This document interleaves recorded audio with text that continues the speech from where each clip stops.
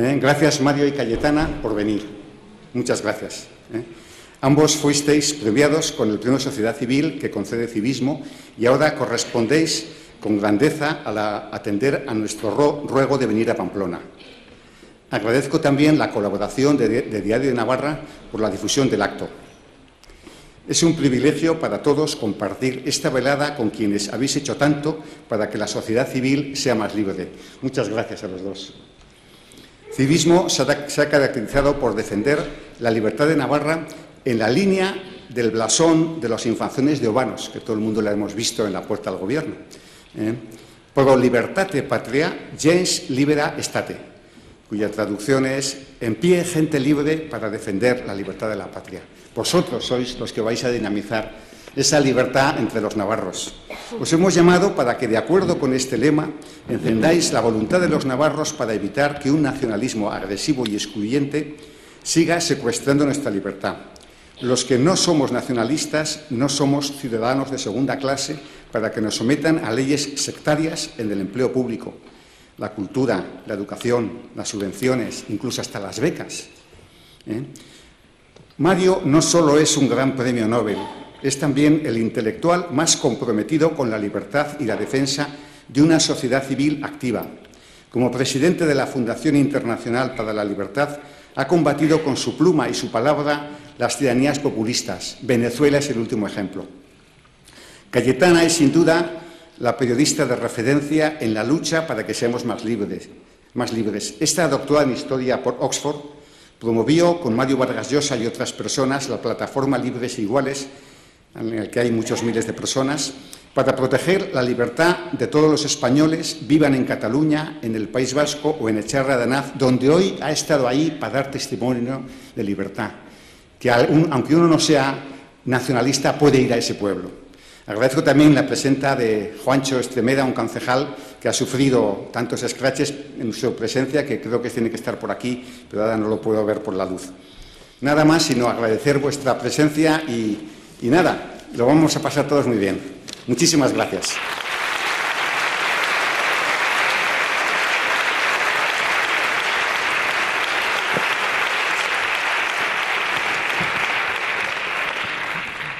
Muy buenas noches a todos y muchas gracias por su asistencia. Vengo ahora, sí, de un pequeño pueblo español que seguirá siendo español, que se llama Echarri Aranaz. Nos recibieron de manera simpática y amable, con estiércol en las calles que ellos ensucian, encapuchados, que valientes, gritando, ruido y furia, que eso es lo único que son capaces de hacer. E incluso había unos niñitos, pequeñitos, tendrían 8 o 10 años, haciendo símbolos obscenos, una especie de mini totalitarios en una esquina.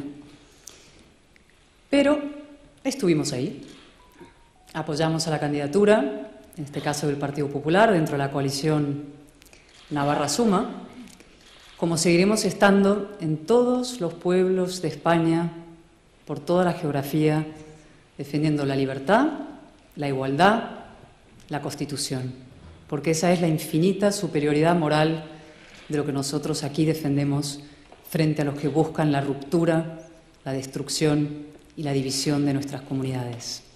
Así que vengo muy contenta. Muchas gracias.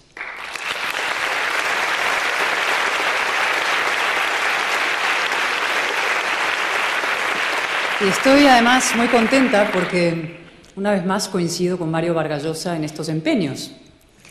La última vez que tomamos un tren juntos fue para ir a Barcelona el 8 de octubre de 2017, que fue uno de los grandes momentos de la democracia española, uno de los momentos más emocionantes, cuando millones de catalanes, millones de españoles salimos a decir que estábamos en contra de la ruptura de nuestra unión, de nuestro Estado constitucional y a defender la libertad y la democracia de todos.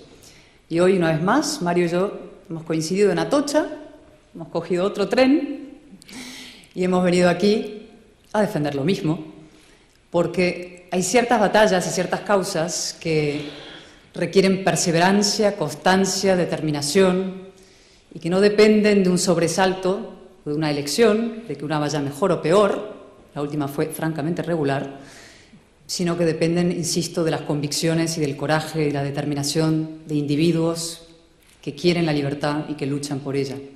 Y estar junto a Mario Vargas Llosa en empeños como este, en este caso que nos ha juntado nuestro buen amigo Julio Pomés, Diario Navarra y todos los que han hecho posible este acto, insisto también, muchísimas gracias. Pues yo, sin más preámbulos, lo que he venido hoy a hacer aquí, básicamente, es a darme apoyo al experimento, la operación, si quieren ustedes, más inteligente y noble de la política española de los últimos años. La reagrupación de las fuerzas constitucionalistas, PP, UPN, Ciudadanos en Navarra, es mucho más que una operación estratégica de cara a unas elecciones. Marca, y quiero decirlo solemnemente, un rumbo moral para España, incluso para Europa, diré. Solo los que entienden profundamente la naturaleza reaccionaria, tribal, xenófoba, antiliberal y destructiva del nacionalismo, solo los que han comprendido a fondo lo que nos jugamos los españoles y los europeos, han tenido la grandeza de sumar fuerzas. A mí me habría gustado, y lo he dicho muchas veces, que este tipo de alianza se hubiera fraguado en el resto de España hace tiempo. Y seguiré luchando para que se frague en un futuro no muy lejano. En su día, cuando escribía Una vida libre de periodista, lo llamé le rassemblement, que es como lo llaman los franceses cada tanto cuando unen fuerzas en defensa de la República. Nosotros también debemos unirnos, no en torno a la República, pero sí en torno a los grandes valores republicanos que son, aunque parezca paradójico, los que mejor encarnan la monarquía parlamentaria española. No vamos a olvidar nunca, y yo lo he reiterado hoy en Echarri Aranaz, el discurso de Su Majestad el Rey del 3 de octubre de 2017. Rompió décadas de anticatalanismo en el sentido de considerar de segunda al constitucionalista catalán como una especie, digamos, marginal y secundaria. Le dijo a todos esos catalanes, y hoy aquí hay un buen amigo mío, Alejandro Fernández, presidente del Partido Popular de Cataluña, y Eduardo Bolaños, que está también con él, les dijo a todos esos catalanes constitucionalistas: no estáis solos. Y ese es el mensaje que nosotros tenemos que trasladar a todos los constitucionalistas de tantos rincones de España. Esos valores, libertad, igualdad y fraternidad, son los que están en la base absoluta de la Constitución española pactada en 1978 y son los únicos, insisto, los únicos, que hacen posible la convivencia pacífica. No hay paz fuera de la Constitución. Mienten los que dicen que hay que abandonar la Constitución para que haya paz.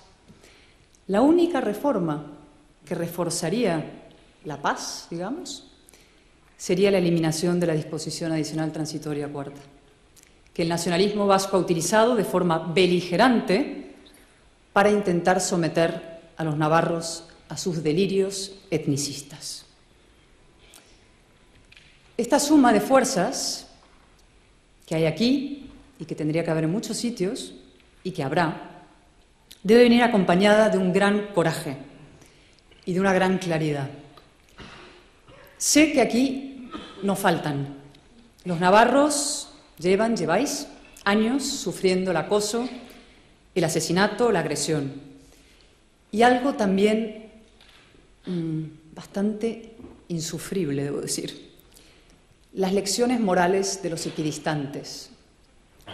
Los cobardes que se esconden detrás de la palabra diálogo para no dar la cara, para no defender lo que lo moral y la política y la verdadera convivencia exigen, y sobre todo para otra cosa, para llegar al poder. Me refiero a los socialistas, de ellos voy a hablar un poco luego. Pero voy a empezar con un apunte sobre estas bellas almas, los equidistantes, los que dicen: ay, no, con estos no, ni con los otros, con los del medio, somos los centristas. El centro no es el punto medio entre libertad y servidumbre. ni entre igualdad y discriminación, ni entre solidaridad y egoísmo, ni entre democracia y totalitarismo. No hay un punto medio entre una Navarra autónoma, fuerte, tolerante, moderna, civilizada, y una Navarra engullida por las ansias anexionistas, abertzales. Ahora, ojo con eso que llamamos anexión. Lo venía pensando en el tren. En realidad no es anexión, es ruptura interior. Es una brutal ruptura interior lo que se busca o lo que se provocaría. Como se dijo en su día, antes se romperá Cataluña que España, y así fue, se partió en dos Cataluña, antes se romperá Navarra que unirse al País Vasco. Y los que juegan a ese punto medio, los que juegan a la equidistancia, insisto, también mienten. Y no solo mienten, sino que hacen algo peor. Juegan al juego del adversario y alimentan a los enemigos de una Navarra libre, española y civilizada, que aquí son feroces, debo decir, esos enemigos, crueles y desquiciados. Son los matones, los que celebran a Josu Ternera y otros asesinos, los que les homenajean, también en Echarri Aranaz. Pero sobre todo esos presuntos equidistantes, insisto, se sirven a sí mismos. Y esto es importante y creo que no se dice lo suficiente. Por hablar claro, suele decirse el PSOE cede ante los nacionalistas. Ceder, quizá el verbo no es exacto. Lo que hace una izquierda es utilizar al nacionalismo en beneficio propio, para arrinconar a la derecha, a partir de la verdad indiscutible, aunque desde luego incompleta, de que Franco, de los que presuntamente tenemos que hacernos herederos, no sé por qué, se levantó también contra los nacionalismos. Y sobre todo lo hacen, insisto, para llegar al poder. El nacionalismo ha sido para la izquierda un instrumento clave para alcanzar la hegemonía. Por eso el PSOE ha favorecido y propagado en España una ideología reaccionaria y lesiva para los ciudadanos, insisto, para reforzar su poder. Lo hizo incluso Felipe González, y a mí esto me cuesta a veces, porque ha evolucionado y ha evolucionado bien. En 2001, después de las elecciones vascas, muchos os acordaréis, cuando le dijo a Nicolás Redondo, no te equivoques, nuestros amigos son los del PNV, frente a la regrupación con el PP. Pero sobre todo lo hizo Rodríguez Zapatero, cuando destroza el consenso constitucional, cuando negocia con ETA, y desde luego lo ha hecho Pedro Sánchez. El separatismo catalán y Bildu apoyaron su primera investidura. Y Esquerra, Bildu, Podemos y compañía, muy presumiblemente, lo dijo ayer Junqueras desde Soto del Real, apoyarán la segunda. Dijo, no vamos a poner palos en las ruedas de Sánchez. ¿Por qué habrían de hacerlo? Hay un consorcio de beneficios mutuos, insisto, a costa de la libertad y la igualdad y la convivencia. Vivimos días claves en España y en el Congreso de los Diputados, en el Senado, en el Parlamento, lo vamos a ver. En esa cruda búsqueda del poder que explica tantas decisiones del presidente del Gobierno. ¿Por qué quiso nombrar a Miquel Iceta presidente del Senado? Es el primer hombre en reclamar indultos para los golpistas, un defensor del derecho de autodeterminación, un señor que ha dicho que hay que cambiar la mentalidad de los españoles. ¿Es una cesión al nacionalismo o es una forma de buscar él el poder? ¿Y por qué insiste con Meritxell Batet? Yo tuve que debatir con ella en campaña y le decía, usted rompió 3 veces la disciplina de voto del PSOE para apoyar el derecho presunto de autodeterminación de Cataluña. La multaron entonces, no me acuerdo cuántos euros cada vez, hoy ya no la multarían. Tercera autoridad del Estado. Tampoco es una cesión. Sánchez lo que busca es su poder con ese gesto. ¿Y por qué, insisto, no desmiente, y se lo hemos pedido reiteradamente muchos, que vaya a pedir indultos, a indultar a los golpistas, por lo mismo? Y ahora hablemos de Navarra. ¿Por qué acepta la retirada, el plan de la Guardia Civil? Para alfombrar, mejorar su acuerdo con el nacionalismo.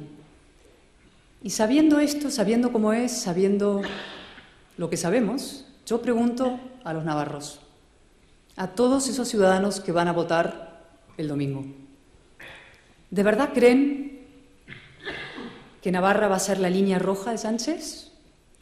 ¿Que ante las exigencias del nacionalismo vasco dirán no, no y no? No, no y no, eso es una cosa que le gusta mucho, ¿no? ¿Con Navarra no se juega? Yo me temo que no. Yo creo que él solo tiene una línea roja, que es su interés personal, y que Navarra es y será para él un instrumento al servicio de su poder. Y como pase por un pacto con el PNV y Bildu, Navarra será entregada. No sé si a plazos, por entregas, de tacada, pero entregada. En resumen, por seguir hablando más o menos claro, votar al PSOE se ha convertido en un voto a la anexión de Navarra o a su ruptura interior, a la decadencia y la división. Y esto me lleva a una otra reflexión que hice mucho durante la campaña, y creo que la última vez que estuve en Pamplona con Julio en una conferencia también. La responsabilidad del devenir de una comunidad no es solo de los políticos, de los partidos y las instituciones, que desde luego la tienen y crucial. Es decir, cuando las instituciones y los políticos se colocan ellos del lado de la irracionalidad, de la discriminación o de la xenofobia, cometen un delito que muchas veces no está en ningún código, pero que lo es, ¿no? Eso desde luego ocurre en Navarra, ¿no? Recuerdo la manifestación apoyada por el gobierno de Navarra en defensa de los matones de Alsasua, ¿no? Eso es una democracia intimidada por el propio poder. Y recuerdo también, hablando de Alsasua, y hay un buen amigo que me ha regalado aquí unos bombones, porque él viene de Alsasua y recuerda cuando estuve ahí, recuerdo las declaraciones del portavoz socialista del Senado, Ander Gil, cuando yo estuve ahí con Fernando Sabater y con gente de Ciudadanos y del PP, y recibimos agresiones, insultos, pedradas, un odio visceral. No voy a olvidar nunca el tañido de las campanas, cada vez más fuerte mientras hablaba una víctima de ETA. Y luego ver el tuit del portavoz del PSOE decir: fueron a agitar el odio al Alsasua a los que jamás tuvieron que mirar debajo del coche, los que nunca despidieron a un compañero en un funeral. Bien, esas declaraciones denigran, es verdad, al político y a la política. Son la antipolítica. Pero yo quiero resaltar hoy la responsabilidad de los ciudadanos, de los votantes. Mario Vargas Llosa y yo tenemos, para mí, enorme fortuna, algunas cosas en común: liberales, amigos en común, defensa de los demócratas en Venezuela. La última que nos vincula, de alguna manera, lo venía también pensando hoy y ayer, es que en un momento dado ambos decidimos dejar él la mejor literatura y yo el pequeño periodismo para dar el salto a la política. Y a los dos nos fue regular, por no decir fatal. Mario escribió un maravilloso libro sobre su experiencia, que se titula Como pez en el agua, y que sirvió de inspiración para otro gran libro de Michael Ignatieff, que se titula Fuego y cenizas. Yo prometo escribir el mío sobre mi experiencia. En todo caso, es verdad, los peruanos decidieron no votar a Mario Vargas Llosa, que es lo mejor que podrían haber hecho. Los canadienses tampoco votaron a Michael Ignatieff. Y yo, salvando las inmensas y siderales distancias, en la provincia de Barcelona saqué un resultado peculiar para los cabalísticos y demás: 155.000 votos. Hace ilusión, ¿eh? Probablemente hay muchas explicaciones para ese resultado. Desde luego, mis errores, los primeros. Pero también hay una reflexión más profunda que hacer. Yo creo que en estas elecciones últimas, y no sé si en las próximas, lo veremos, mucha gente ha votado para quitarse un problema de encima. Oiga, usted resuélvame el conflicto. Esto es nacionalismo, usted dialogue, da igual que la palabra no signifique nada, pero usted dialogue, ¿no? Es un voto con buenas intenciones, sentimentaloide, ¿no? Se va instalando en la sociedad, en una parte de ella, una especie de antiética de la irresponsabilidad. Un pasotismo muy poco patriótico, una cierta somnolencia social. Votar al PSOE es de alguna manera una evasión de responsabilidad. Insisto, un voto sentimental, ¿no? Signo muy de nuestro tiempo. Vivimos en un marco contemporáneo que exalta los sentimientos y valora muy poco el esfuerzo, la razón, la responsabilidad. Esto probablemente ocurre desde hace tiempo, Mayo del 68 y sus coletazos, ¿no? El yo tengo derecho por encima de todo porque yo me siento de una manera, todo esto tiene que ver con la identidad y el sentimentalismo. Insisto, poco racional y poco dado a la asunción de responsabilidades. Y eso es marco ideal para el nacionalismo, que es sentimental por definición, y también para una izquierda que ejerce sin pudor el famoso monopolio de los sentimientos y que usa las palabras bonitas y vacías. Fíjense en el cartel electoral de las generales que tenía, de la del PSOE. Corazoncito. ¿Qué más dan los hechos, la verdad, las razones, la economía, la libertad? Yo tengo corazón, la derecha no. Y fíjense también lo que pasa cuando damos rienda suelta a nuestros corazoncitos y a nuestros sentimientos y a lo que me sale de dentro, ¿no? La visceralidad. Lo estamos viendo en muchos lugares de España y no solamente en estos territorios difíciles. Alejandro y yo y otros lo vivimos en la Universidad Autónoma de Barcelona, donde unos niñatos totalitarios, pijos reaccionarios, los llamé entonces, no les gustó nada, pretendían que no pudiéramos debatir porque ellos se sienten catalanes y lo demás da igual. El otro día en la pradera de San Isidro, en Madrid también, una plataforma antidesahucios, con toda su moralina y demás, contra los desahucios, causa noble, acosando a una mujer embarazada de 9 meses. Marta Sánchez en Badalona el otro día tuvo que cancelar su concierto porque la atacaron con huevos y con de todo.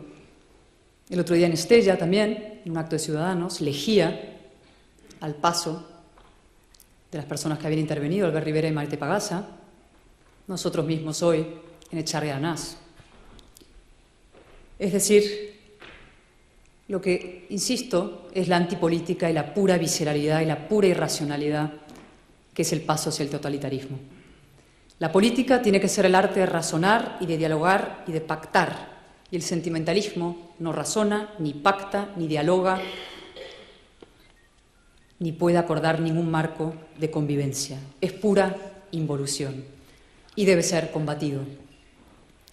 Esa es nuestra misión, devolver la razón y la inteligencia a la política.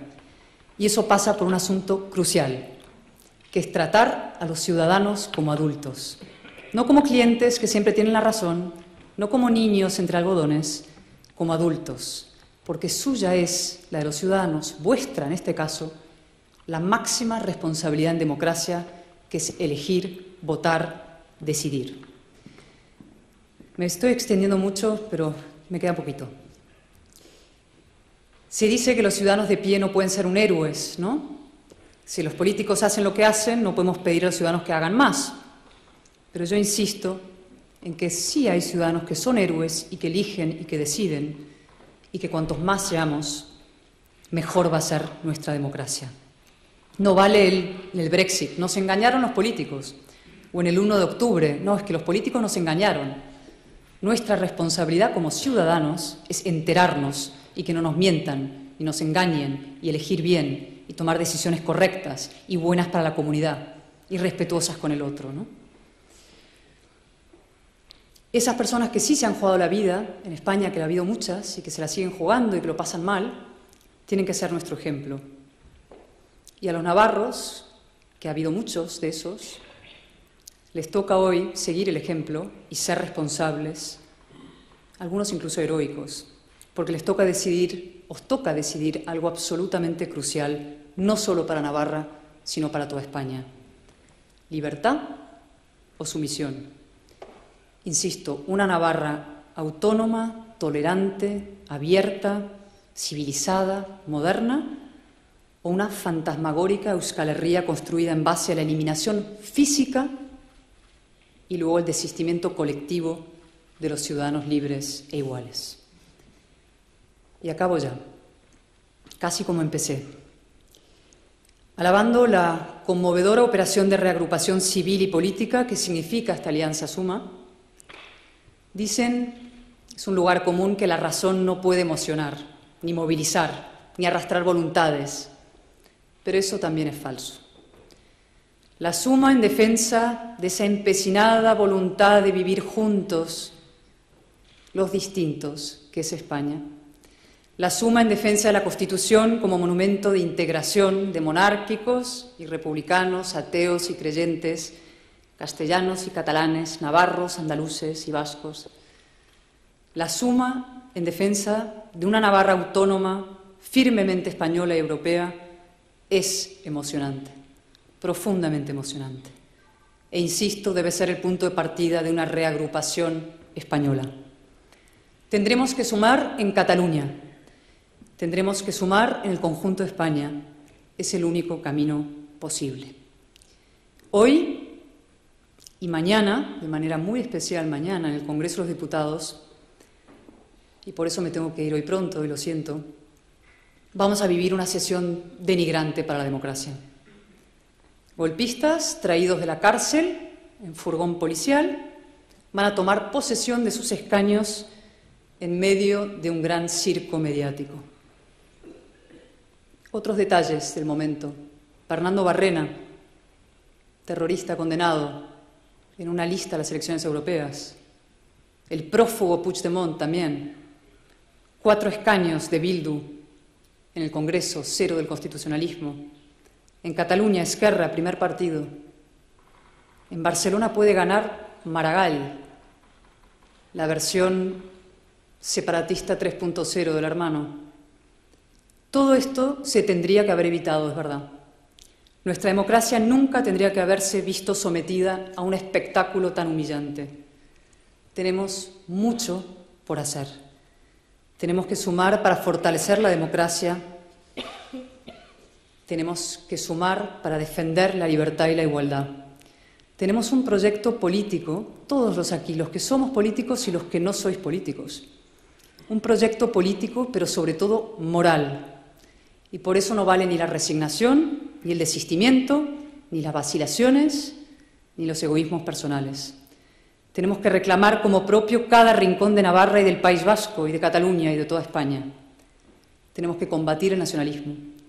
Tenemos que desenmascarar la impostura y los planes de una cierta izquierda. Tenemos que hacer un gran libro blanco del regreso del Estado a Cataluña y a Navarra y al País Vasco, del regreso del Estado de Derecho, de la democracia, de su recuperación. Tenemos que emular y apuntalar y, sobre todo, continuar la gran obra de nuestra Constitución, que es la de Juntos los Distintos. Así que, navarros de España, españoles de Navarra, libres e iguales siempre. Muchas gracias.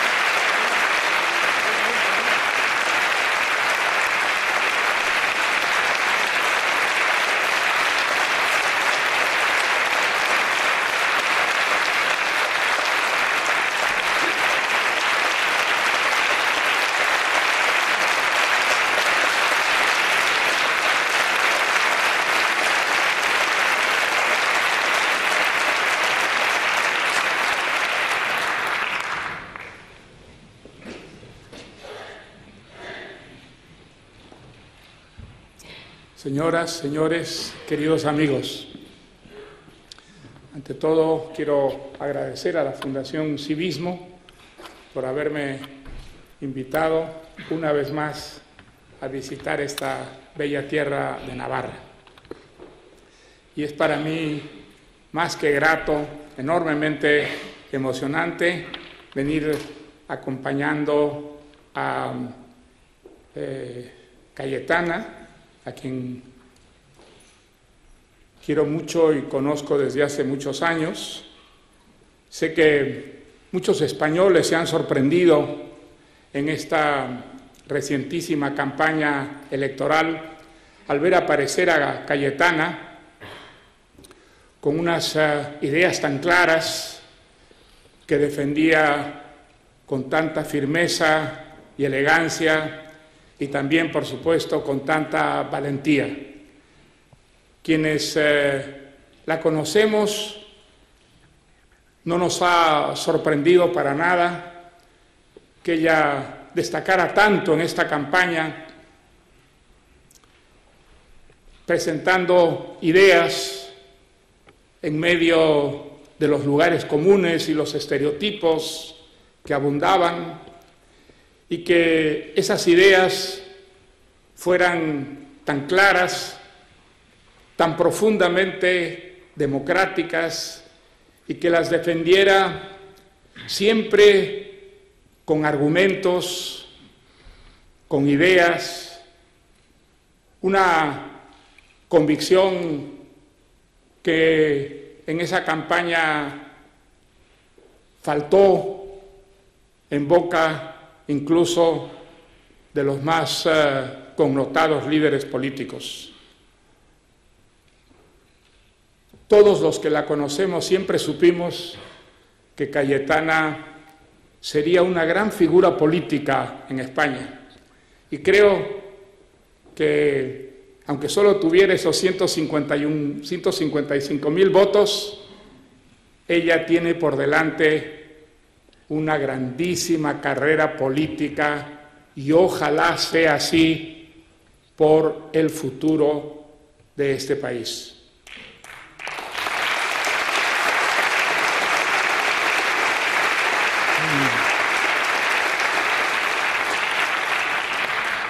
El nacionalismo parte de una ficción, es un movimiento, siempre lo ha sido, retrógrado, que creía que en el pasado había un modelo que resucitar, el de una sociedad homogénea, donde todos tenían las mismas creencias, las mismas convicciones, las mismas costumbres, adoraban a los mismos dioses y hablaban una lengua común. Nunca fue así.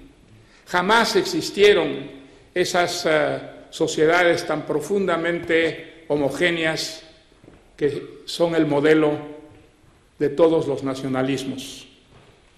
Lo que existió en ese pasado que añoran los nacionalistas fue la tribu. Y la tribu no era una comunidad homogénea, sino una comunidad en la que la necesidad había agrupado a personas de diferentes maneras de actuar y de creer, e incluso de hablar. El individuo entonces no existía, era la tribu, la masa.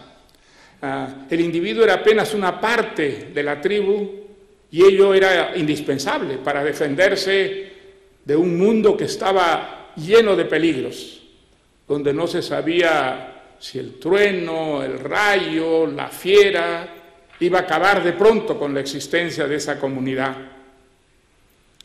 El progreso humano,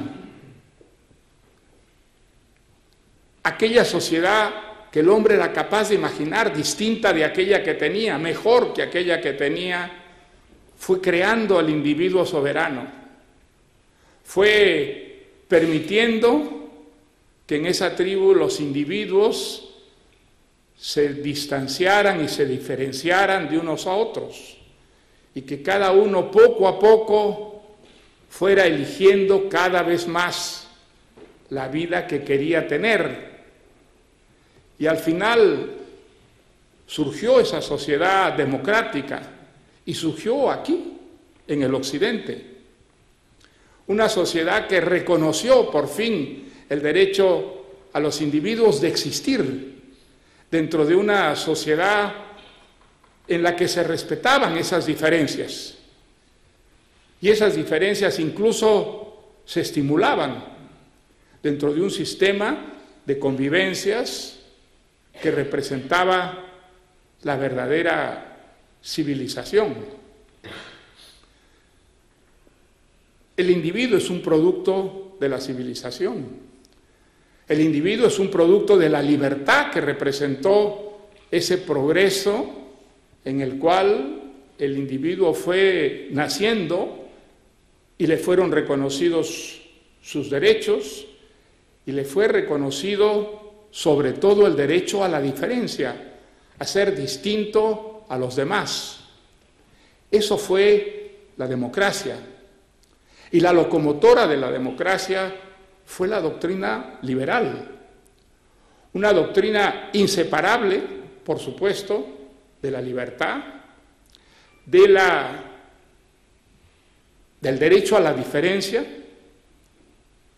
y que fue inyectando a esa sociedad democrática cada vez más derechos diferentes, que entonces en el pasado ni siquiera se sabía que existían y que son hoy en día en la sociedad democrática contemporánea derechos que nos parecen absolutamente fundamentales.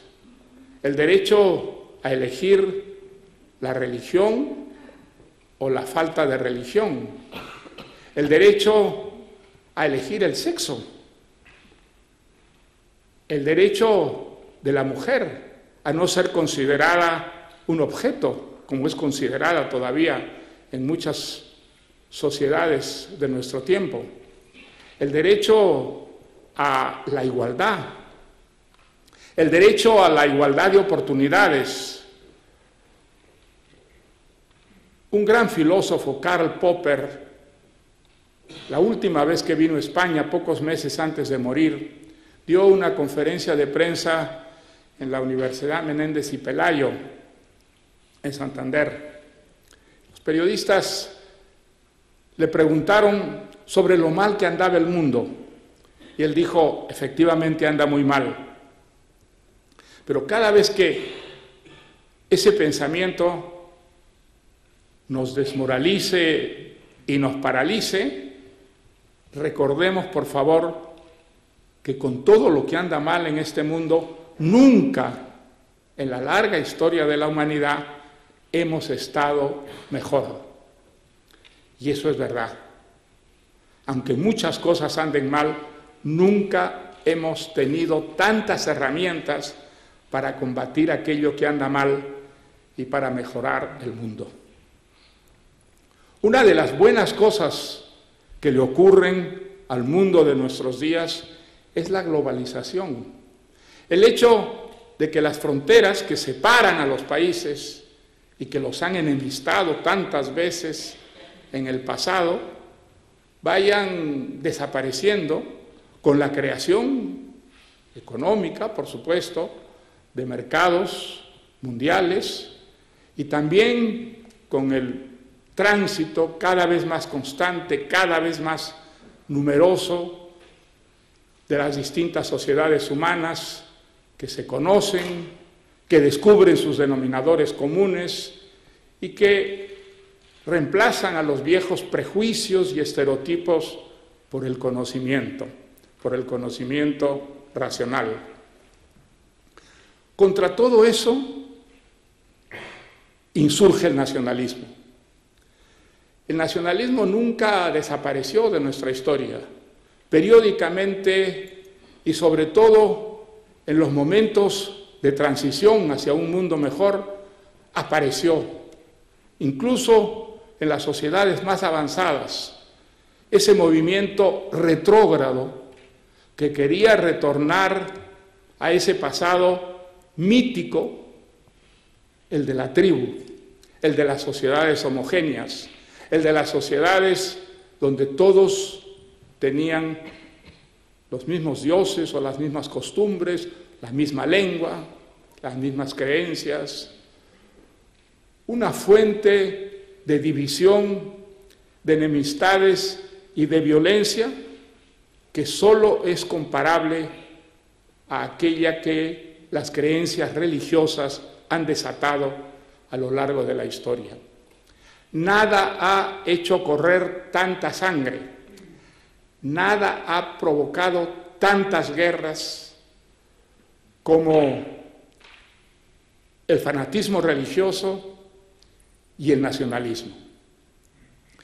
Y si alguien lo sabe, porque lo ha experimentado de manera trágica, es Europa. Las dos guerras mundiales que dejaron millones de muertos en el mundo, las padeció Europa, y las padeció fundamentalmente en razón del nacionalismo. Ese nacionalismo que vuelve a sacar la cabeza en nuestros días y que es, sin ninguna duda, la mayor amenaza para el más generoso proyecto democrático en la realidad de nuestros días, que es la construcción de Europa. Europa ha dado muchas cosas extraordinarias al mundo, como la democracia, como los derechos humanos. Esa Europa ha sido un modelo que los países que querían progresar, que querían salir de la barbarie y llegar a la civilización, han imitado. Y sin embargo, Europa, que hoy día construye ese proyecto de integración, sin el cual no podría estar presente de manera activa, eficiente, en el mundo del futuro, un mundo en el que los grandes países poderosos van a tener un efecto decisivo sobre el resto de la humanidad. Esa Europa, digo, está nuevamente amenazada por los nacionalismos.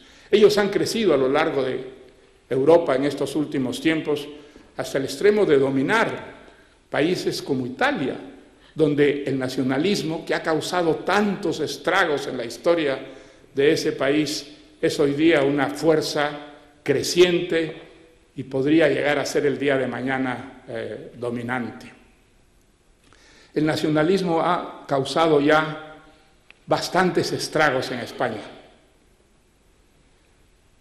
No olvidemos que hace 40 años España asombró al mundo por una transición política que nadie creía sería pacífica, que desembocaría en una democracia activa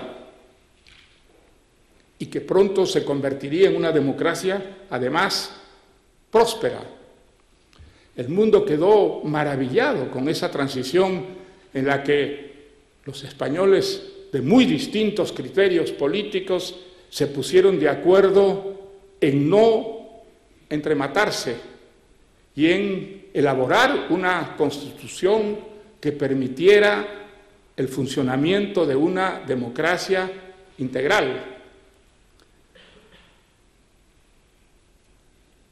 Ese fenómeno, la transición, fue un modelo que el mundo no solo recibió con admiración, sino que sirvió de ejemplo para otras transiciones políticas. España pasó de la dictadura a la democracia, pasó de ser un país cerrado sobre sí mismo a ser un país integrado al resto del mundo, que abrió realmente sus fronteras, y el mundo vino a España y quedó absolutamente encantado con la experiencia que vivía ese país. España ha progresado en estos últimos 40 años de una manera absolutamente extraordinaria, desde el punto de vista democrático, desde el punto de vista cultural, desde el punto de vista social y, desde luego, desde el punto de vista económico. Los problemas siguen siempre allí, por supuesto. Los problemas siguen y seguirán, y a esos problemas se les irá dando solución poco a poco, como se han solucionado ya tantos problemas en España. Pero la condición fundamental para que ello siga siendo posible es enfrentar a los nacionalismos españoles y enfrentarlos, como lo ha hecho Cayetana en esta campaña electoral, con ideas claras y con valentía, sin dejarse intimidar, sin dejarse acobardar por el ímpetu fogoso y siempre irracional con que los nacionalismos suelen actuar y han venido actuando en España. Yo no pensé nunca que haría política en España. Yo quiero mucho España, vine como estudiante hace muchísimos años, he pasado temporadas maravillosas en Barcelona, por ejemplo, cuando Barcelona era la capital cultural de España. Barcelona tiene además, desde el punto de vista de la historia de la literatura, un papel absolutamente central, porque fue en Barcelona donde los escritores españoles y los escritores hispanoamericanos, que nos habíamos dado la espalda desde la época de la Guerra Civil, volvimos a reencontrarnos y volvimos a descubrir que teníamos un denominador común, que eran la lengua y la historia, que nos unía muchísimo más que todas las diferencias que podrían existir entre nosotros. Barcelona era una gran capital cultural europea en ese entonces. Vayan ustedes hoy día a ver en qué ha convertido el nacionalismo a esa bellísima ciudad.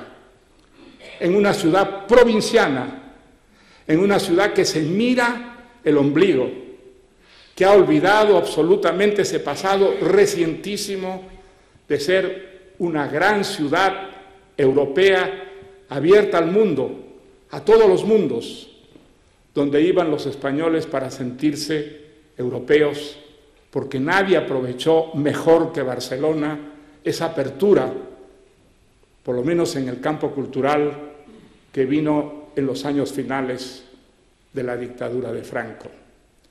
Miren ustedes en qué ha convertido el nacionalismo a Cataluña. Cataluña era la flor, era la muestra más rica, más bella, más eficiente, más próspera de España.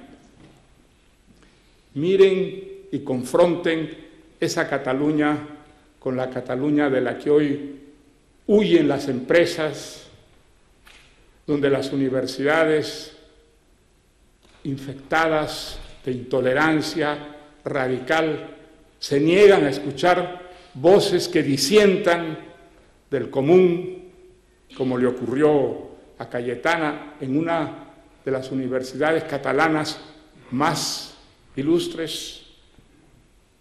Eso es lo que podría ocurrir en toda España si los nacionalismos regionales prosperan, pero no ocurrirá.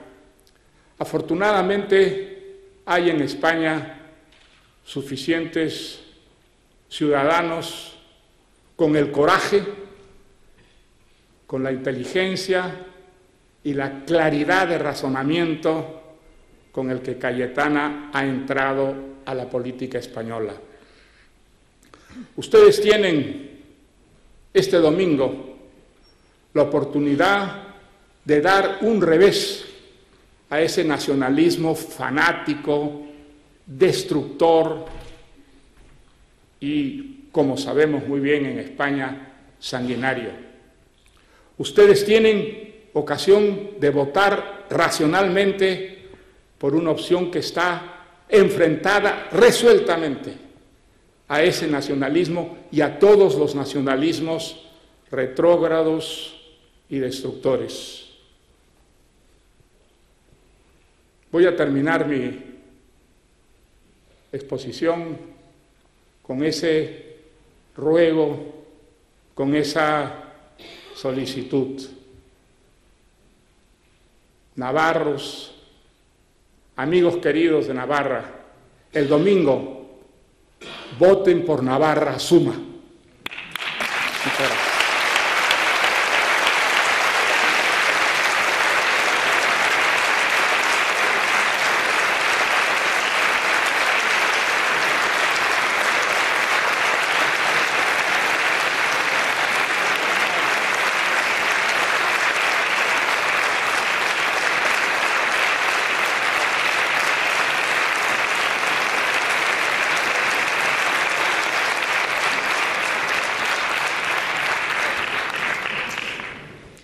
Una pregunta a Mario. ¿Por qué avanza el nacionalismo en Europa? Yo creo que hay varias razones. Creo que el nacionalismo nunca desapareció, que es una herencia que tenemos, retrógrada, que viene del pasado, pero ha sido en los periodos en los que hay más inseguridad sobre el futuro, más incertidumbre sobre el futuro, cuando los nacionalismos reaparecen como un refugio. Hay en la sociedad de nuestro tiempo cambios muy profundos. Hay la creación, por ejemplo, de Europa, que crea un futuro muy incierto, por supuesto, a cómo va a funcionar, qué va a hacer, qué de bueno y qué de malo podría traer la construcción europea. Hay el fenómeno de la inmigración.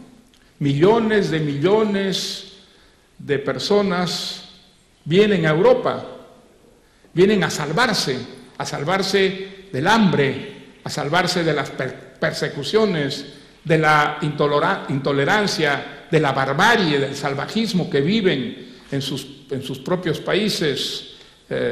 Y esa presencia llena de pánico a muchos europeos, absurdamente. Desde luego que las estadísticas no han convencido nunca a nadie, pero todos los estudios nos dicen que si Europa quiere seguir manteniendo sus altos niveles de vida, necesita inmigrantes, que en lugar de cerrarles las puertas, tendría que abrir las puertas a muchísimos inmigrantes si quiere seguir teniendo esos altos niveles de vida que ha alcanzado. Pero la presencia de los inmigrantes es uno de los argumentos que utilizan más los nacionalistas para aterrorizar a los europeos con la idea de sociedades que van a ser absolutamente arrasadas poco a poco por una inmigración que no tiene nuestra cultura, que tiene una religión fanática, intolerante, discriminatoria de la mujer. No quiero decir que no haya un cierto peligro en todo eso, por supuesto, pero es un peligro que puede ser perfectamente conjurado por un gobierno enérgico que sepa discriminar perfectamente entre lo que es una inmigración buena y necesaria de lo que es una inmigración peligrosa. Creo que hay muchísimas razones, pero la fundamental es que el nacionalismo nunca ha desaparecido y nunca va a desaparecer. La idea de esa ficción, esa mentira de que alguna vez existió una sociedad absolutamente homogénea, de seres perfectamente idénticos, una ficción que nunca hemos podido erradicar a pesar de todos nuestros avances científicos y culturales. Cayetana, ¿la fractura de la convivencia que viven los catalanes puede forzar una marcha atrás del proceso? Hay una segunda pregunta relacionada. Cada vez hay más catalanes que afirman que, aunque el proceso perjudique la economía, lo asumen porque la independencia es más importante e incluso dicen que están dispuestos a pasar hambre. ¿Seguirá esta tendencia cuando el bienestar se deteriore de verdad? A ver, una de las grandes ficciones de los últimos años es la idea de que el nacionalismo en Cataluña se iba a parar con dinero. Es una mentira. Ellos no buscaban más dinero, mejor financiación, lo que buscaban es la ruptura con España, la destrucción de un modelo de convivencia constitucional. Es decir, siempre ha sido un error pensar que esto se resuelve poniendo un cheque sobre la mesa. Esto tiene que ver con sentimientos, con visceralidad, con irracionalidad, con xenofobia, con odio. A lo largo de la campaña en Cataluña me preguntaban muchas veces, bueno, ¿y usted cómo va a integrar a esos 2 millones? ¿Qué va a hacer usted para que esos 2 millones estén por fin contentos? Y yo decía, es que yo no me dirijo a esos 2 millones. Es que yo quiero dirigirme y amparar y proteger y visibilizar y empoderar, y perdonar la palabra, a los otros, a la otra mitad, a la mitad que ha sido silenciada, marginada, desamparada, desprotegida. Porque el gran problema que ha habido en Cataluña es que efectivamente había dos mitades, solamente, siempre ha habido, de los años 80 hasta aquí, sociológicamente, una mitad constitucionalista y una mitad nacionalista, pero la mitad nacionalista ha copado absolutamente todo el poder político, público, institucional, mediático, educativo, etc. Entonces, hay una mitad que está completamente infrarrepresentada y marginada. Y lo que nosotros tenemos que hacer como constitucionalistas, aparte porque es lo moral, pero porque es lo eficaz, es hacer que esa mitad aflore y tenga poder. Cuando digo poder, es poder. Poder político, poder mediático, poder económico, poder social. Entonces, esa es la operación. Sobre el proceso, si ha fracasado o no. O sea, el teléfono, perdonad. La vía ilegal a la independencia fracasó gracias a la Guardia Civil, a la Policía Nacional, al rey, a los millones de ciudadanos catalanes que dijeron basta. Es decir, se estrellaron contra el muro del Estado, que fue el baño de realidad del 1 de octubre. Y yo siempre reitero mi felicitación a la Guardia Civil y a la Policía Nacional por lo que hicieron impecablemente el 1 de octubre, que fue parar el golpe. O sea, la vía ilegal ha fracasado y ahí están en el furgón policial. Yo les veo todas las mañanas porque vivo al lado del Supremo y lo celebro todas las mañanas cuando les veo pasar en el furgón hacia el Supremo. Digo, miren, ahí va la realidad sobre ruedas. Esta es la realidad. Ellos nunca se creyeron que esto iba a ocurrir. De hecho, yo conozco abogados y algunos de ellos que me decían que lloraban como magdalenas la noche que los llevaron en el primer furgón policial. Decían, ¿cómo nos ha podido ocurrir esto? Pero ¿cómo no te iba a ocurrir esto? O sea, ¿tú pretendías liquidar un Estado constitucional y que te saliera gratis y te dieran el Nobel, en este caso de la paz? No. Si tú intentas destruir un sistema democrático, pues eso tiene consecuencias penales en este caso. ¿Cuál es el problema? Que a lo largo de estos 30, 40 años, todos hemos cometido graves errores de ingenuidad, unos de tacticismo, de muchos errores de abdicación de responsabilidades. Y el problema es que solamente unos hemos aprendido la lección y otros no. Y el riesgo que tenemos es que se busque por otras vías el mismo objetivo. Y en eso estamos, por la vía del pacto, del buenismo, de la componenda, del sanchismo, la vía hacia los objetivos de la destrucción del Estado constitucional. Y en eso es esencialmente en lo que estamos ahora. Y para eso, como decía Mario refiriéndose a Europa, hace falta liderazgo para frenar esto y capacidad de convicción y de argumentación y de coraje. Y en este caso quiero hacer una breve mención a una nueva amiga, porque no nos conocíamos, pero que es Ana Beltrán. Ana y yo no nos conocíamos. En el fondo nos hemos visto más largamente hoy, creo, en Echarri y Aranaz. Pero ahora somos colegas, compañeras en el Congreso, y hace unos días dijimos, vamos a Echarri y Aranaz, tenemos que apoyar a los candidatos del PP dentro de la coalición. ¿Qué hacemos? Habrá gente que dirá lo de siempre, ¿no? Y Ana me dijo, no, hay que ir. Hay que ir a todos los pueblos de España, hay que ir a apoyar a los candidatos, hay que dar la cara, porque tenemos razón política, moral, profunda.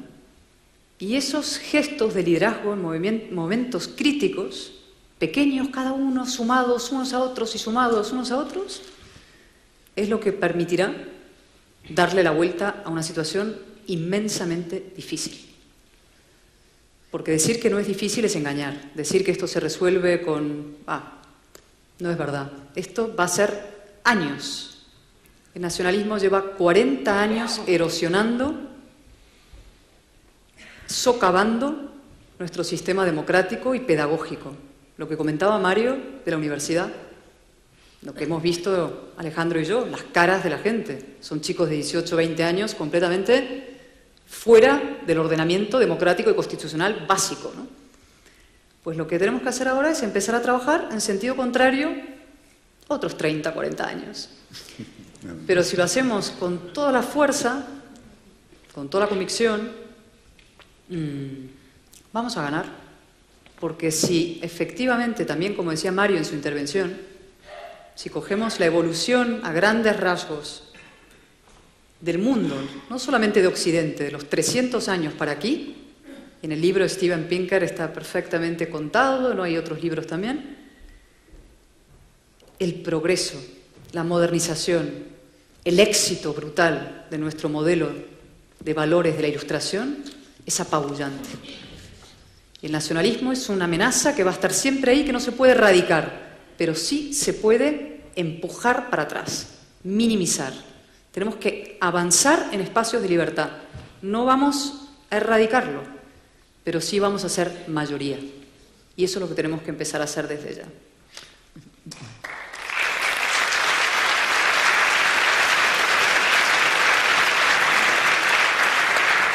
Cayetana, ya que has citado que hoy has estado en Etxearri Aranaz, y que sé que, porque te leí en la crónica en El Mundo, ya por cerrar un poquito ¿qué impresión tienes así, muy brevemente, de lo que viste en Alsasua y quizás hayas podido ver en Etxearri Aranaz? Bueno, que el totalitarismo ha avanzado mucho. Es decir, ETA no mata, pero la violencia es notable, ¿no? Es decir, la agresión, el acoso, la intimidación, la presión sobre la gente es inmensa. Yo cuando fuimos a Alsasua, recuerdo, iba unos amigos, una gente, escucho a una chica a mi lado, delante de unos energúmenos, había 400, 500, gritando un odio en las caras, y una chica me dice, si pudieran nos matarían. Digo, no, es que lo han estado haciendo durante mucho tiempo, efectivamente. Y ahora no matan porque en eso les hemos ganado. Es decir, hemos impedido desde nuestro Estado de Derecho que maten.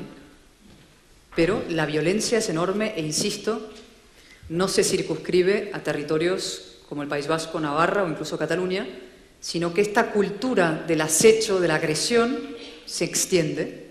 Lo que conté del otro día de la pradera de San Isidro. O sea, ¿cómo es posible que eso ocurra?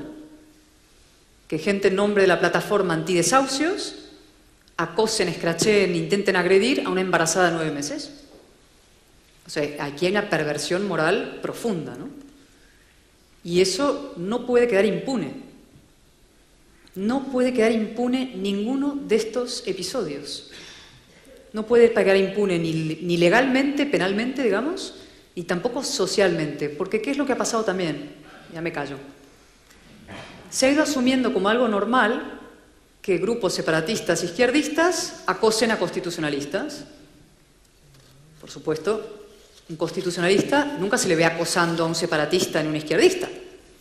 Pero aparte de que siempre ocurre de un lado a otro, empieza a asumirse con una especie de normalidad de que esto cada 3 o 4 días ocurre un escrache. Y entonces lo que es un titular enorme un día, al cuarto día empieza a ser más pequeñito y más habitual y pasa a parte de la normalidad. Pues no es normal y tiene que ser combatido. Muy bien. Perfecto. Una pregunta para Mario. Hace 80 años más o menos, Stefan Zweig, en un libro precioso que yo les recomiendo a todos que se lo lean, un libro que es El mundo de ayer, yo lo he leído y merece la pena repasarlo. Él dice lo siguiente. Hace 80 años, yo quisiera, lo voy a leer, si tú con los 80 años por encima, tú crees que sigue siendo válido o hay que añadirle algo. Yo creo que la cita la conoces, Mario. Por mi vida han galopado todos los corceles amarillentos del apocalipsis, la revolución y el hambre, la inflación y el terror, las epidemias y la inmigración. He visto nacer y expandirse ante mis propios ojos las grandes ideologías de masas, el fascismo en Italia, el nacionalsocialismo en Alemania, el bolcheviquismo en Rusia y, sobre todo, la peor de todas las pestes, el nacionalismo que envenena la flor de nuestra cultura europea. Stefan Zweig, sí. Stefan Zweig es un texto de su autobiografía. Sí. Pues sí, yo creo que si hay alguien que vivió los horrores de su tiempo fue Stefan Zweig, y él nos dejó un libro realmente maravilloso que es su autobiografía, ¿no? El mundo de ayer. Una vez más me gustaría citar a Popper. Es verdad que hemos pasado por experiencias absolutamente atroces, pero hechas las sumas y las restas, nunca hemos estado mejor. Es muy importante tener esa ese balance en la memoria, porque si no nos desmoralizaríamos y quedaríamos paralizados frente a los problemas que tenemos al frente. Y en muchos sentidos esos problemas no son comparables a las guerras mundiales, por ejemplo. El nacionalismo causa estragos, está causando estragos, pero fue probablemente peor la Europa arrasada por el nazismo, un momento en Europa en que parecía que entre Hitler y Stalin se dividían el mundo, se iban a dividir el mundo. Tenemos que recordar que el comunismo, que es la mayor amenaza que ha tenido la democracia, prácticamente se ha extinguido. ¿Qué queda del comunismo? Quedan grupúsculos absolutamente marginales, quedan países como Venezuela, que es un país que está en proceso de extinción verdaderamente, o Corea del Norte, que es una caricatura de país. Entonces, la democracia ha ido avanzando de una manera verdaderamente galopante. Hoy en día en América Latina, por ejemplo, que cuando yo era joven era el continente de las dictaduras militares, de un confín a otro confín, hoy en día tiene gobiernos democráticos, imperfectos, corruptos, pero democracias imperfectas y corruptas son siempre preferibles a las dictaduras, que son siempre corruptas y además no se sabe, ni siquiera se sabe.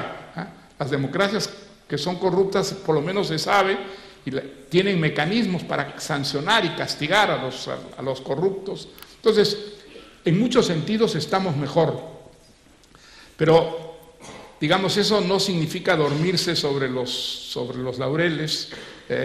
Tenemos enemigos que sí conspiran permanentemente para que este mundo, con todo lo que ha avanzado, retroceda, se degrade. Y es un fenómeno que estamos viendo ahí en el caso de Venezuela. A un país le cuesta mucho progresar, pero destruirse es muy fácil. Basta seguir políticas equivocadas, políticas erróneas. Venezuela es uno de los países más ricos del mundo, potencialmente podría tener los niveles de vida más altos del mundo, y sin embargo, en muy pocos años, las políticas equivocadas, primero del comandante Chávez y luego de Maduro, han acabado con Venezuela. Es un país que se muere de hambre, es un país que exporta, millones de personas han huido de Venezuela para poder sobrevivir. Entonces, es un ejemplo de las políticas equivocadas, cómo pueden destruir a un país. Y tenemos por otra parte las buenas políticas, las políticas que transforman, gracias a la globalización, a un país en periodos brevísimos, algo que era inconcebible en el pasado. Entonces, aunque hay muchas cosas para estar alarmados, hay muchas cosas para ser optimistas en nuestra época. Ese es un mensaje que es importante que llegue a los jóvenes, que los jóvenes no queden paralizados por el pesimismo. No, por el contrario, nunca hemos contado con tantas ideas claras para conjurar los males que nos amenazan. Y esa debe ser una gran tarea que entusiasme a los jóvenes, que los empuje a actuar y sobre todo que los mejores entre ellos vayan a hacer política. La política se ha desprestigiado tremendamente y hoy día provoca pánico entre los mejores que huyen de ella. Bueno, pues si huyen de la política, los mejores son los peores, los que van a hacer política, y eso no nos conviene para nada, ¿no? Muy bien. Como antes, le he hecho una doble pregunta a Cayetana, una pregunta para Mario, ¿no? ¿Debe recuperar el Estado las competencias en educación en el conjunto de las comunidades autónomas? Porque la educación en muchos sitios... Yo creo que fue un gravísimo error ceder la educación. Por lo que ha pasado en Cataluña es evidente. Hay por lo menos 3 generaciones de jóvenes en Cataluña que han sido adoctrinados desde la escuela con una visión absolutamente mentirosa de la historia, y que han llegado pues a la temprana madurez convencidos de que Cataluña ha sido una víctima de España, que España ha robado a Cataluña, que España ha discriminado a Cataluña. algo que está absolutamente en contra de todas las investigaciones serias sobre la historia de Cataluña. Yo sí soy convencido de que tiene que haber una educación en manos del Estado, porque si no hay el riesgo de que el fenómeno que ha ocurrido en Cataluña se reproduzca por toda España, ¿no? Una pregunta que me llega por WhatsApp de un espectador. Dice, para Cayetana, ¿no le parece que España nos obliga a los constitucionalistas a acordar? Y si antes de una gran coalición, harto difícil ahora, al menos deberíamos comenzar por acordar el apoyo a quien gane las elecciones. En España, apoyar la investidura del PSOE por parte del PP y Ciudadanos.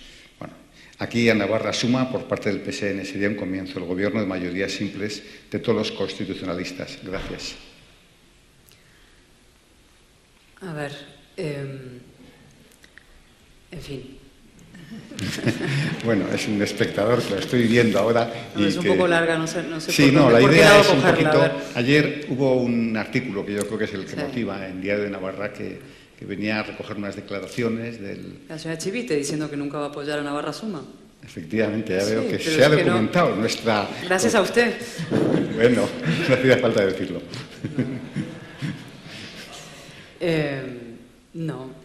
La entrevista es de un sectarismo muy notable y por otra parte muy propio del PSOE respecto al centro derecha, ¿no?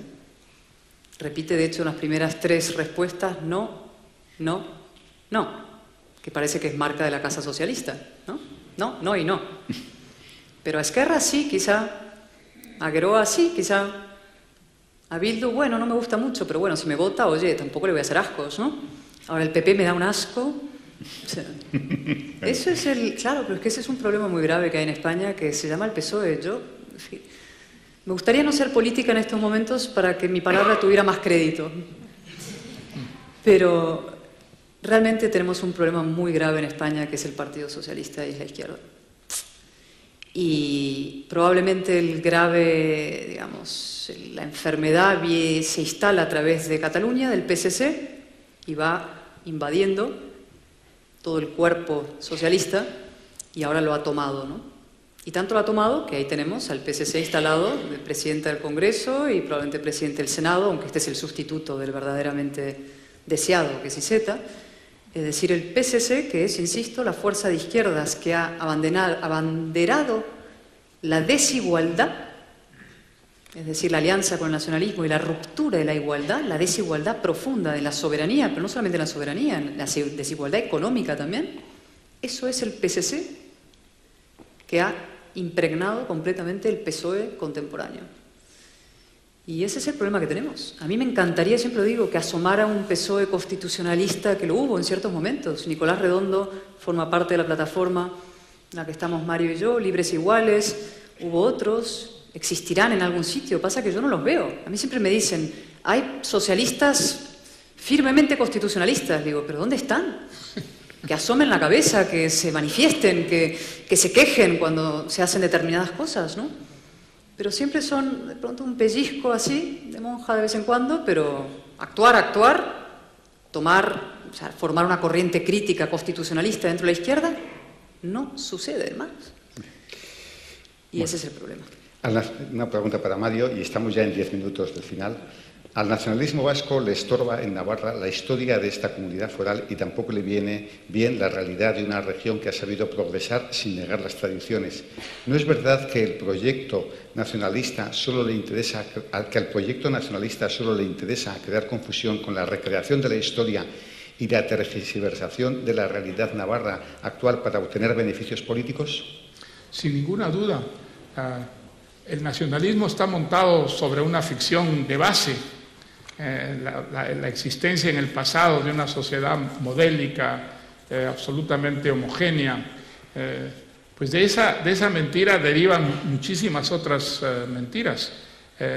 Hay una visión nacionalista de la historia que es profundamente engañosa, no busca la verdad, sino busca la justificación del nacionalismo actual en nombre del pasado, y el caso de Cataluña es un caso flagrante, de verdad. Es una historia que ha sido perfectamente distorsionada para educar a unas generaciones en la idea de que España explotó y discriminó a lo largo de la historia a Cataluña, y que Cataluña en algún momento, en el pasado, fue un país libre, autónomo, independiente, algo que es una absoluta ficción, ¿no es verdad? España tuvo muchos reinos, pero Cataluña nunca fue un reino independiente, perteneció a Francia, perteneció a España. Esa es la historia más o menos de Cataluña. Los méritos de Cataluña son otros, desde luego, ¿no? Y son méritos, un país muy emprendedor, un país de comerciantes, de industriales. Eso es enormemente meritorio. Pero la historia de Cataluña ha sido profundamente trastornada, y el nacionalismo trastorna irremediablemente la historia para justificar sus fines, que son siempre supremacistas. En el fondo de todo nacionalismo hay un racismo, aparte de otras fuentes divisionistas y destructoras. El racismo forma parte de la esencia de los nacionalismos. Entonces, que el nacionalismo y una visión histórica más o menos objetiva son incompatibles, sin ninguna duda. Muy bien. Entonces, una pregunta para Cayetana. ¿Es el federalismo una solución ante el nacionalismo? ¿Fórmulas como los fueros son nacionalistas? ¿Es el federalismo una solución ante el nacionalismo? El federalismo es el gamusino de la política española. Bien, vale. Nadie sabe qué es exactamente. Vale, ¿Existe vale. o no existe, no?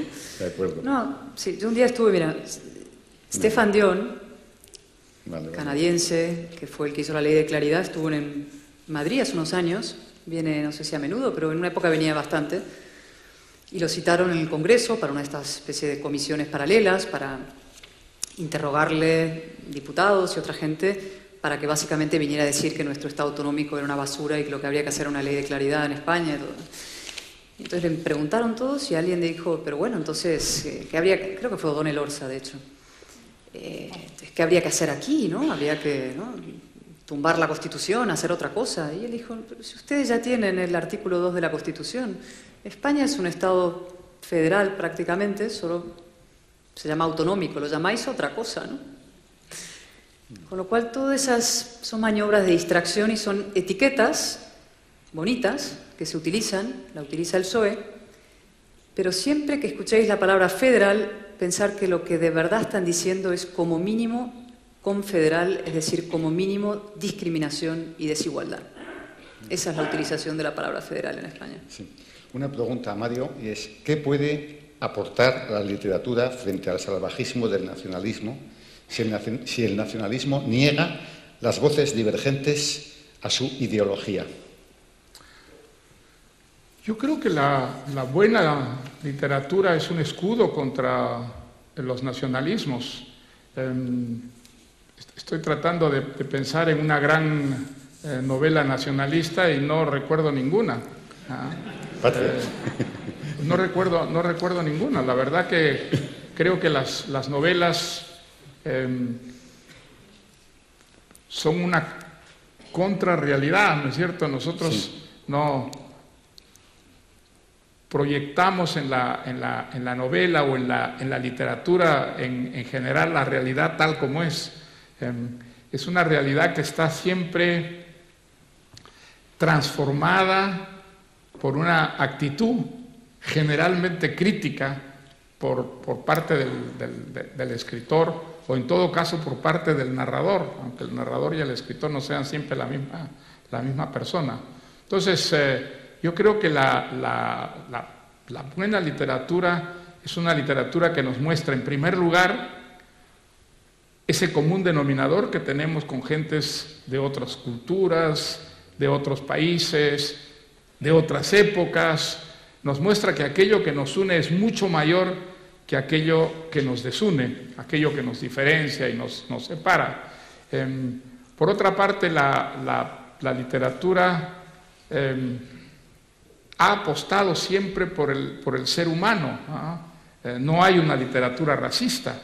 No hay una literatura que defienda la desigualdad de las razas humanas, por ejemplo, como hay una filosofía y hay una doctrina política. En eso, una gran literatura, cuando uno lee a los grandes clásicos, a Cervantes, a Shakespeare, ¿qué cosa ve? Ve seres humanos que tienen distintas procedencias, que proceden de distintas culturas, pero sin embargo hay una semejanza profunda entre todas esas diferencias. Lo que prevalece siempre es un... Entonces yo creo que toda literatura suele ser crítica, y la literatura crítica difícilmente puede ser nacionalismo. Yo creo que la libertad es importantísima para que una literatura florezca, se desarrolle, prospere, para que haya una gran literatura. Sin libertad, pues esa gran literatura no puede existir. Pero hay literaturas que muchas veces son muy críticas de las buenas cosas que tiene la realidad. Eso sí, eso ocurre. ¿Por qué? Porque somos distintos, precisamente. Lo que anda bien a muchos podría parecerles que no está bien, que anda mal. Y la literatura sí da testimonio de esas diferencias, de esos puntos de vista contradictorios que hay respecto al mundo, respecto a la vida tal como es. Pero es bueno que exista ese espejo que saque los malestares, las insatisfacciones, las rebeldías que hay frente al mundo tal como es, porque eso nos ha hecho avanzar. Eso ha sido la gran locomotora que está detrás del progreso que hemos alcanzado. Creo que el espíritu crítico que la literatura difunde entre los lectores es absolutamente indispensable para que una sociedad funcione.